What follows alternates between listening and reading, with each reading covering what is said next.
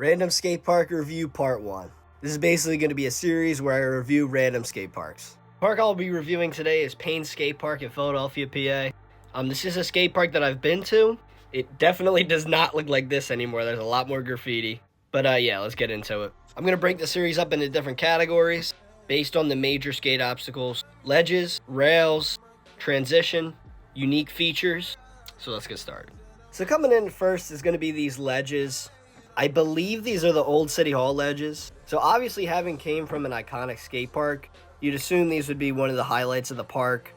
But these ledges are put in really weird spots, making them not that great.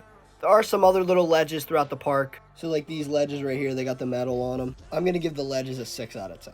Now for rails, you're either skating a huge handrail or you're skating this gigantic flat rail. You obviously can't tell in this picture, but this rail is gigantic. Not great rails at this park. 5 out of 10. As far as transition goes, I mean, you can see all this transition right here.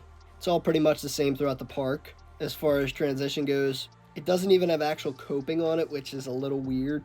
I don't really like it. But at the same time, it's not the worst, so I'm going to give it a 6 out of 10.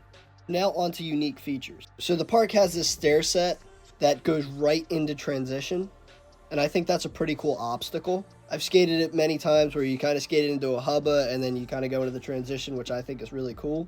Then you got these ledges right here, kind of one by one, which I think is kind of cool. Then we got this hubba, which I actually think is pretty good. I do enjoy skating this hubba.